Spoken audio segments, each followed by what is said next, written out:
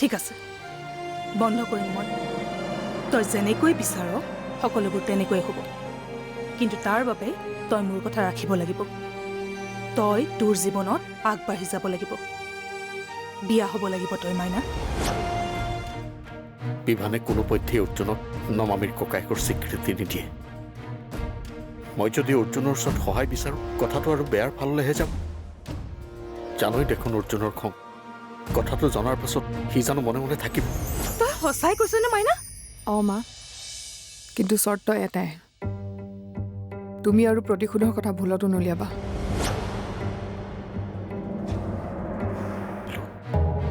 পইচাখিনি ঘূৰাই দিব পাৰিলে সকলো সমাধান হৈ যাব। পইচাটো নাই, কিন্তু সমস্যাৰ সমাধান কৰিব পাৰি।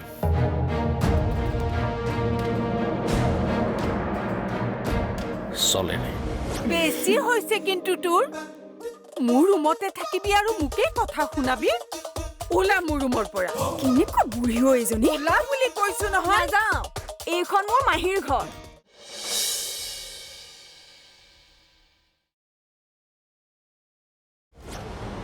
নমামী, নমামী, এনেকৈ দিন দুপৰতে শুই আছা যে? ব'লা মোৰ লগত, আমি দুয়ো অলপ খোজকাঢ়িম তলত। তাৰ পাছত দুয়ো কিবা এটা খোৱা বস্তু বনাম, দুয়ো খাম। ব'লা। মই যাব নোৱাৰিম আইতা, মাৰ পাৰ্মিশ্যন নোহোৱাকৈ মই তললৈ যাব নোৱাৰিম। তাই কোন হে? তাইক ক'বা এয়া তাইৰ শাহুৰ অৰ্ডাৰ, তুমি যাবই লাগিব মোৰ লগত। মায়ে মোক নিয়ম বান্ধি দিছে আৰু সেই নিয়ম মই কোনো পধ্যেই ভাঙিব নোৱাৰিম। আপুনি প্লিজ মোক বেয়া নাপাব।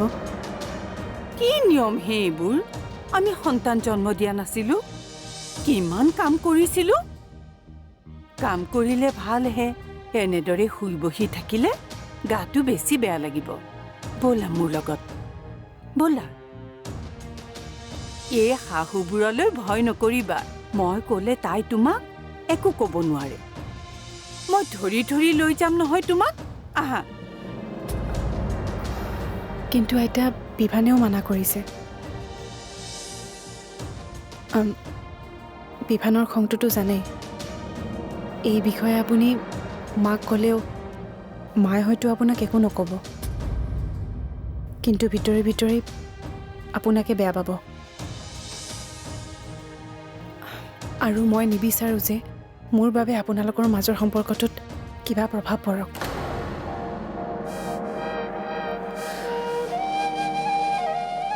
মোক বেয়া নাপাব আইতা।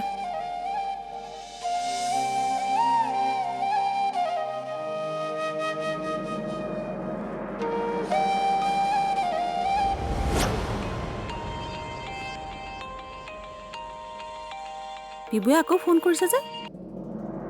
বিবু কোৱা। মা, বিষ্ণু খুৰাই নমামীক ঘৰলৈ লৈ যাব বিচাৰিছে। মানে তেওঁলোকৰ হেনো কিবা নিয়ম আছে, মাকৰ ঘৰত থাকিহে সন্তান জন্ম দিব লাগে। মা, তুমি বিশেষ চিন্তা কৰিবই নালাগে। সম্পৰ্কীয় নাৰ্ছ এগৰাকী হেনো নমামীৰ লগত অনবৰতে থাকিবই। মই বিষ্ণু খুৰাক নমামীক লৈ যাবলৈ ক'লোঁ। তুমি কি কোৱা?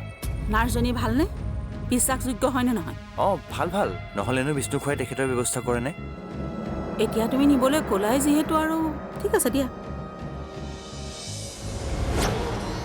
কৃষ্ণ কৃষ্ণ, ঘৰত মানুহ আছেনে? আছো আছো বাইদেউ, আহক বহক। কৃষ্ণ কৃষ্ণ, এইজনী আকৌ কোন? বাকী কেনে চলিছে? সকলো আপুনি কোৱা মতেই চলি আছে। বিভানৰ যত্ন লোৱাৰ সুযোগেই দিয়া নাই। বিভিন্ন নীতি নিয়ম দেখুৱাই ৰুমতে আবদ্ধ কৰি থৈছো। বৰ ভাল কৰিছে, বৰ ভাল কৰিছে। এতিয়া বিভানৰ সকলো দায়িত্ব মোৰ। একদম আগৰ নিচিনা হৈ গ'ল। বঢ়িয়া। আচ্ছা, আচল ৰহস্য এয়াহে নেকি? আপুনি পাৰিব। এনে গতিত কাম চলি থাকিলে আৰু কেইদিনমানৰ পিছত দেখিব আপোনাৰ ল'ৰা আপোনাৰ হাতৰ মুঠিত। কিন্তু কথা এটা হ'ল নহয়, বোৱাৰীৰ দেউতাকে বোৱাৰীক লৈ যাব খুজিছে নহয়। বাচ্ছা জন্ম নিদিয়ালৈকে বোলে নিজৰ লগত ৰাখিব। কৃষ্ণ কৃষ্ণ, তেনে কাম ভুলতো কৰিব নিদিব। ল'ৰাক যদি ঘূৰাই পাব বিচাৰে তেতিয়াহ'লে বোৱাৰীক কেতিয়াও ঘৰলৈ যাব নিদিব। এই যে বোৱাৰীক 9 মাহলৈ লৈ যাব, ল'ৰাই গৈ শহুৰৰ ঘৰত কেম্প পাতিব, আহিব একেবাৰে নাতিক লৈ। ইমান আকৌ কিয় যাব? নমামিহে যাব। নামতহে বোৱাৰী যাব, চাই থাকিব। আজি বোলে খবৰ লৈ আহোঁ, কাইলৈ বোলে ডাক্তৰৰ ওচৰলৈ লৈ যাব লাগে। এনেকৈ এদিন দুদিন যোৱাৰ পিছত গ'ল আপোনাৰ ল'ৰা আপোনাৰ হাতৰ পৰা। শেষত দেখিব শহুৰেকৰ ঘৰতে আশ্ৰয় লৈছে। নাই নাই, মই নমামিক যাবলৈ নিদিওঁ, নোৱাৰে তাই যাব। কৃষ্ণ কৃষ্ণ, এয়াহে আপুনি ভাল সিদ্ধান্ত লৈছে। পিছে ননন্দ এজনী অহা কথা আছিল যে, আহিল নে নাই? আহিল, কাম পূৰ্ণ গতিত চলি আছে। তাইৰ বিয়া বাৰু হোৱা নাই, বয়সো অৱশ্যে নোহোৱা নহয়। ভাল ভাল, বিয়া নোহোৱা বয়স হোৱা ছোৱালী আৰু ভাল। বোৱাৰীয়েকক অলপ জ্বলাব পাৰিব।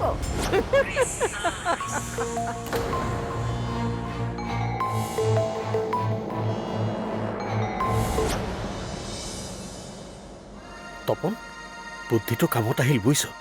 নমামিক মোৰ ঘৰত থ'বলৈ মান্তি হৈছে। মই জানিছিলোঁ এই মান্তি হ'ব বুলি। নমামি বাৰু আহিব, কিন্তু এতিয়া নাৰ্ছ বাইদেউজনী যোগাৰ ক'ৰ পৰা কৰোঁ? মোৰতো তেনেকুৱা কোনো বাইদেউ নাই। যোগাৰ হৈ যাব। নমামিক থ'বলৈ মান্তি হৈছে যেতিয়া সকলো যোগাৰ হৈ যাব।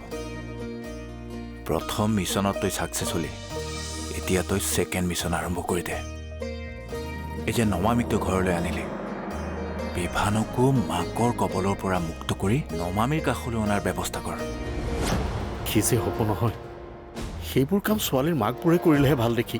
পুৰুষৰ কাম নহয় নহয় এইবোৰ। নমামিৰ যিহেতু মাক নাই, মাকে কৰা এই চল বুদ্ধিবোৰ ময়ে কৰিব লাগিব। জোঁৱাইক কেনেকৈ হাতৰ মুঠিত ৰাখিব পাৰি সেই কলা মই শিকিব লাগিব। এয়া চিন্তাবোৰ মই কৰিব লাগিব। নমামিৰ সুখৰ বাবে মই এই কাম কৰিম।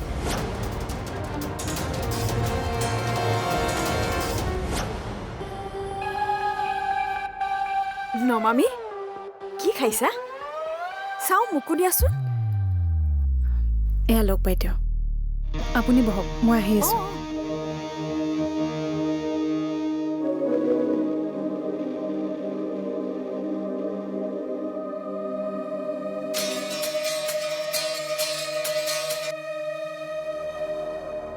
অঁ ক।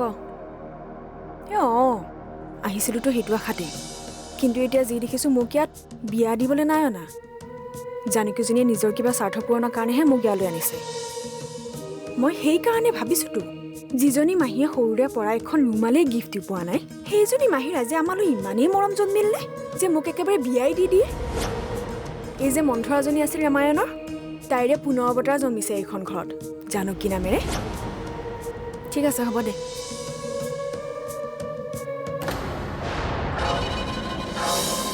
তোমাৰ সমস্যাৰ সমাধান মই তোমাক দিম, কিন্তু তুমিও মোৰ সমস্যাটো গুৰুত্ব সহকাৰে লৈ তাক সমাধান কৰিবা বুলি প্ৰতিশ্ৰুতি দিব লাগিব। তই কি ক'ব খুজিছ চিধা চিধিকে ক। সন্তানটো জন্ম নোহোৱালৈকে তুমি ক'লৈকো যাব নোৱাৰা।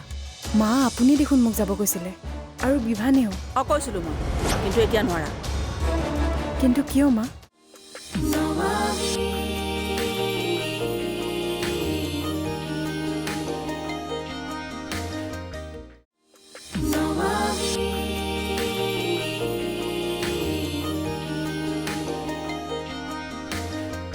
এই যে মন্থৰাজনী আছিল ৰামায়ণৰ, তাইৰে পুনৰ অৱতাৰ জন্মিছে এইখন ঘৰত জানকী নামেৰে। ঠিক আছে, হ'ব দে।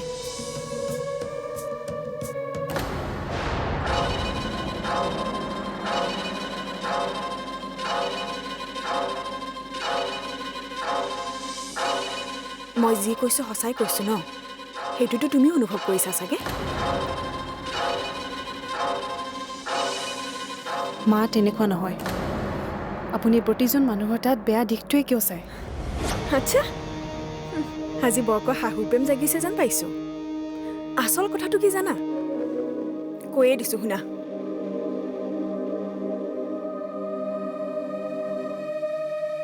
তোমাৰ এই সহজ সৰল মুখখন চাই মাহীয়ে তোমাক বিয়া কৰাই আনিছিল, কিন্তু এই মুখখনৰ আঁৰত যে এজনী চতুৰ ৰাজনীতিবিদ সোমাই আছে, সেই কথা কিন্তু কোনেও নাজানে। মাকৰ কথা মতে উঠা বহা কৰা ল'ৰাটোৱে আজি মাকক পাহৰি তোমাৰ কথা মতে উঠা বহা কৰা আৰম্ভ কৰি দিলে।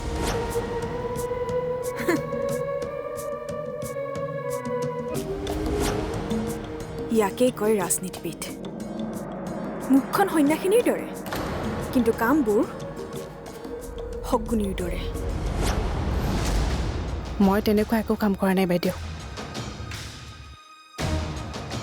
ময়ো নকওঁ বুলিয়ে ভাবিছিলোঁ, তথাপিও কৈ দিওঁ, আপোনাৰ মনৰ এই ভিতৰৰ আৱৰ্জনাবোৰ ধুই পেলাওক। কাৰণ এইবোৰেই অপকাৰ আপোনাৰে কৰি আছে।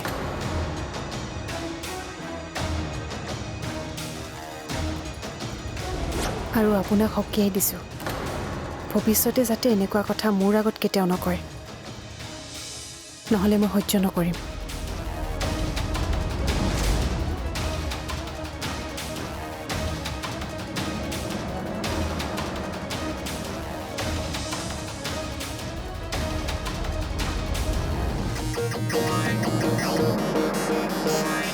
কি কৰোঁ, কেনেকৈ মই নমামিক ৰখাওঁ? তোমাৰ সমস্যা মই বুজি পাইছোঁ মাহী। তুমি নমামিক দেউতাকৰ ঘৰলৈ যাব দিব বিচৰা নাই।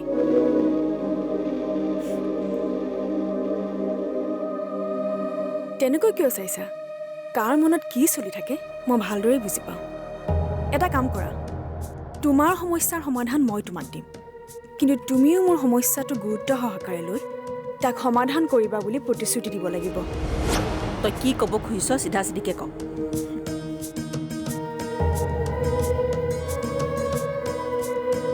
নমামিক ৰখোৱাৰ দায়িত্ব মই ল'ম, কিন্তু তুমিও মোৰ কাৰণে ল'ৰা চাই দিবা বুলি মোক কথা দিব লাগিব। কিনো অনামৰতে বিয়া বিয়া কৰি থাক? তোক কৈছোৱে দেখোন, বিয়া দিবৰ কাৰণে তোক ইয়ালৈ আনিছোঁ। মোৰ মূৰটো নাখাবি, যা ইয়াৰ পৰা।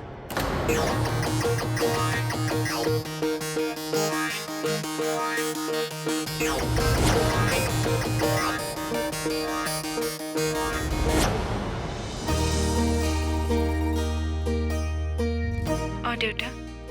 নমামি, আজি গধূলি তহঁতৰ তালৈ গৈ আছোঁ। তই কাপোৰ পেকিং কৰা আৰম্ভ কৰি দে, তোক আজি আমাৰ ঘৰলৈ লৈ আহিম। কিন্তু দেউতা, মোক বা যাবলৈ দিয়ে নে নিদিয়ে? তই এইবিলাক চিন্তা কৰিব নালাগে, সকলো মেনেজ কৰি থৈছোঁ। বাইদেউ আৰু বিভান দুয়ো মান্তি হৈছে। তুমি ধেমালি কৰা নাইতো দেউতা? মই সঁচাকৈ কৈছোঁ, এনেকুৱা ধেমালি মই তোৰ লগত কিয় কৰিম কচোন? ঠিক আছে দে।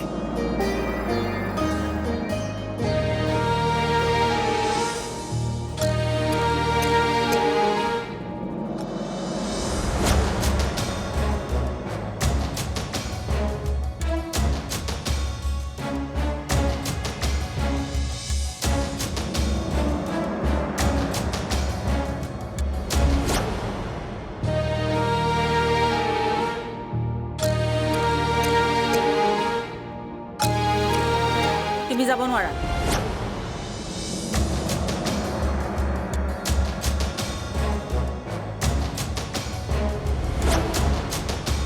সন্তানটো জন্ম নোহোৱালৈকে তুমি কলৈকো যাব নোৱাৰা। মা, আপুনি দেখোন মোক যাব কৈছিলে, আৰু বিভানেও। কৈছিলোঁ মই, কিন্তু এতিয়া নোৱাৰা। কিন্তু কিয় মা? মোক প্ৰশ্ন কৰাৰ অধিকাৰ তোমাৰ নাই। মই যি কৈছোঁ তাকে শুনা। কি হ'ল, কি চাই আছা? বিপুক ফোন কৰা আকৌ, তুমি নাযাওঁ বুলি কোৱা।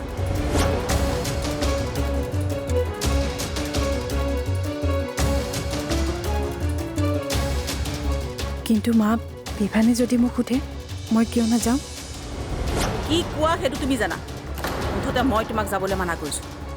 এইখন ঘৰত এটা নিয়ম আছে, বোৱাৰীয়েকে কেতিয়াও শাহুৱেকৰ কথা অৱজ্ঞা নকৰে। ময়ো কৰা নাছিলোঁ আৰু তুমিও কৰিব নোৱাৰা। গতিকে মই কৈছোঁ, তুমি শুনিবই লাগিব। ৰ'বা।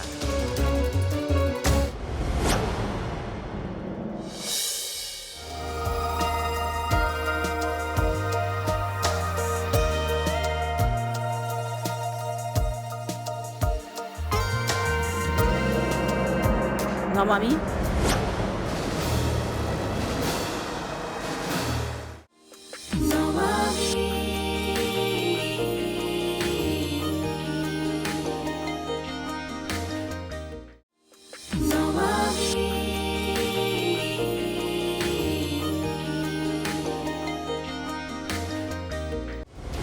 কোৱা সেইটো তুমি জানা মুঠতে মই তোমাক যাবলৈ মানা কৰিছোঁ এইখন ঘৰত এটা নিয়ম আছে বোৱাৰীয়েকে কেতিয়াও শাহুৱেকৰ কথা অৱজ্ঞা নকৰে ময়ো কৰা নাছিলোঁ আৰু তুমিও কৰিব নোৱাৰা গতিকে মই কৈছোঁ তুমি শুনিবই লাগিব ৰ'বা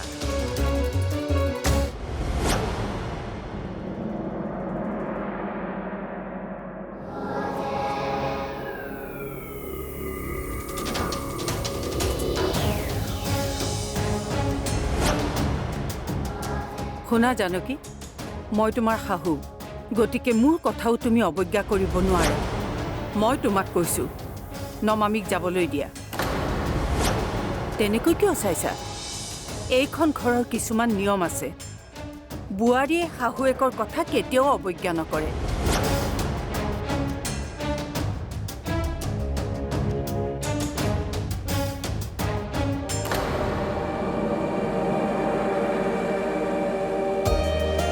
শাহুৱেৰক মাত লগালিনে নাই মাত লগালোঁ কিন্তু নুশুনিলেই চাগে দুৱাৰ বন্ধ কৰি ভিতৰতে সোমাই আছে বাহিৰৰ পৰা মাত দি আহিলোঁ হ'ব দে লগাইছোঁ নহয় দে সোনকালে ব'ল ৰুমত সোমাই থাকোঁতে আমি ওলাই লোৱাটো ভাল হ'ব নহ'লে বাহিৰলৈ ওলালে কি গণ্ডগোল কৰে একো ঠিক নাই গ'লগৈ ৰখাব নোৱাৰিলোঁ মই তাইক কি হ'ব এতিয়া বিবু গৈ তাত সোমাই থাকিবগৈ নেকি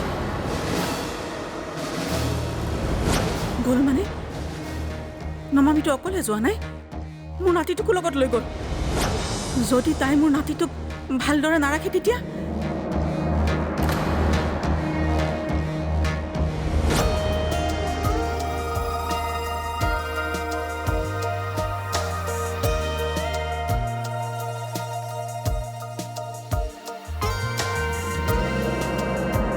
নমামি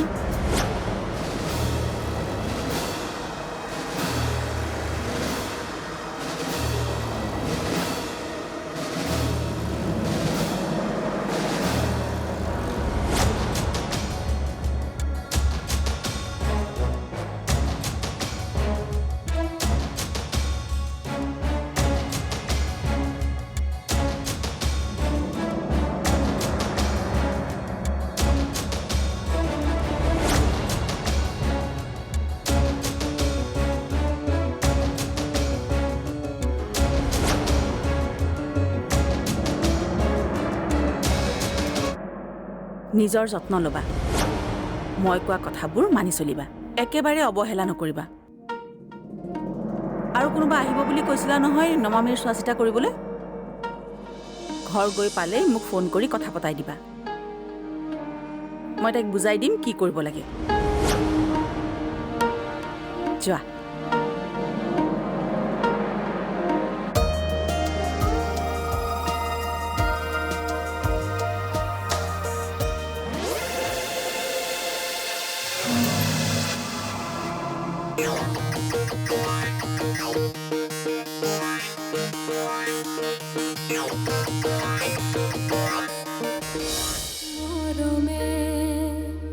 আজীবন বিচাৰে পাল ফুলে সাবতি জীৱন সজাবলে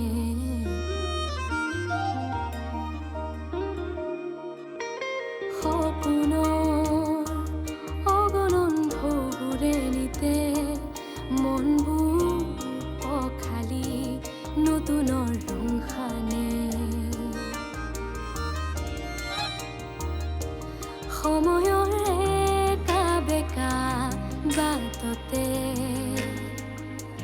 যায় আগুৱাই লৈ জুকিয়াই আপোনলে চাই হেঁপাহৰ আকলোৱা আশাতে